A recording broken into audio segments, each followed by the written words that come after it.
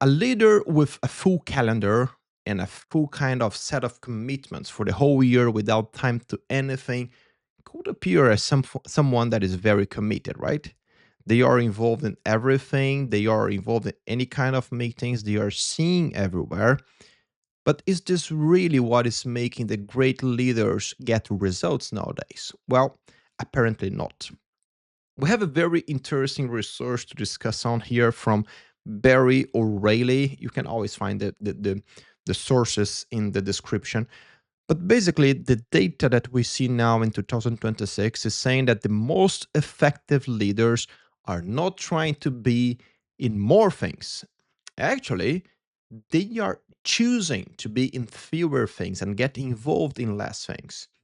That's what is happening. That's what this report is talking about. That basically we are seeing a shift on leadership prioritization in general across the world. And they mentioned that this has even a name, which is it's using the acronym JOMO, or the joy of missing out. Basically, it's the opposite of FOMO, if you're familiar with that, which is the fear of missing out.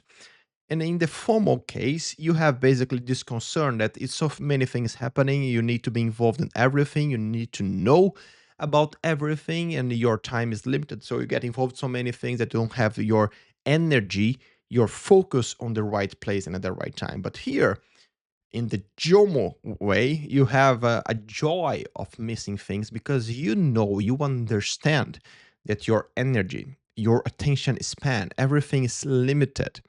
So you need to, of course, understand and be sure that you're putting your energy, your time, and your considerations, your decision making, vitality, energy in this case to make decision, it's in the right things and at the right time.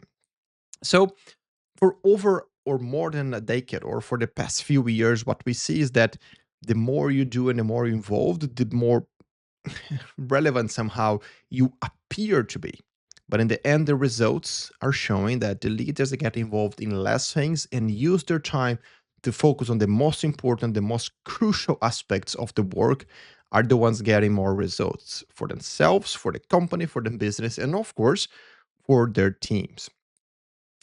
What the research is saying is basically that the quality of judgment became visible as a performance differentiator in the past. But now, with so many meetings, with so many things happening at the same time, the leaders that are having more success are the ones that are showing that presence is not being, it doesn't mean being available to everything.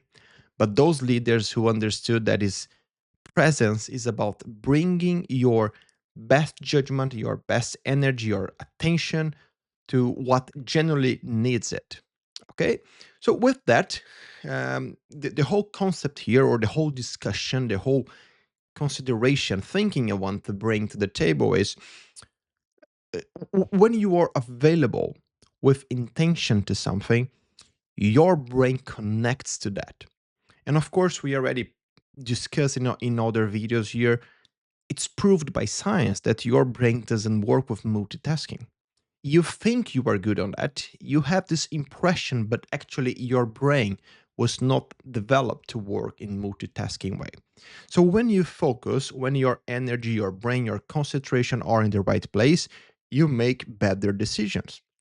And when you are organizing your agenda to be in fewer things but be there with your presence, with your attention, you're also giving a very interesting message to the team that you trust then that for the many things that you are not involved, they are going to make good decisions, they will make good evaluations, and the work will keep moving. And you also send the message that sometimes you are needed and sometimes they should bring you to discussion because they need your judgment, your decision. When you start to build this kind of maturity with your team, you start helping them and yourself to understand where and how you should be involved. And this is for me, and actually by bibliography, at least on agile development, that was the intention when the term self-organized team was made.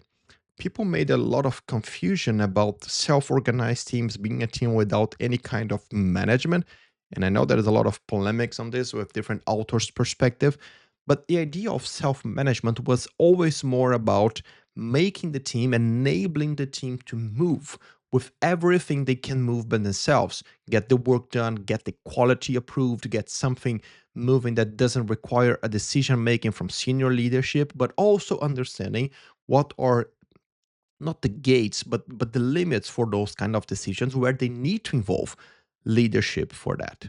And when you have those kind of agreements with your team, everything gets easier because they understand better when they need to involve you, and your energy will be also allocated to the right things. So I want to invite you to reflect on this and look to your calendar and reflect what would have happened last week if you did enjoy some of those meetings. Look to all your calendar, open there Monday to Friday, and check meeting by meeting what would have happened if you didn't enjoy that. If you were not there, something would be still moving, something would still be deciding, and that would be okay.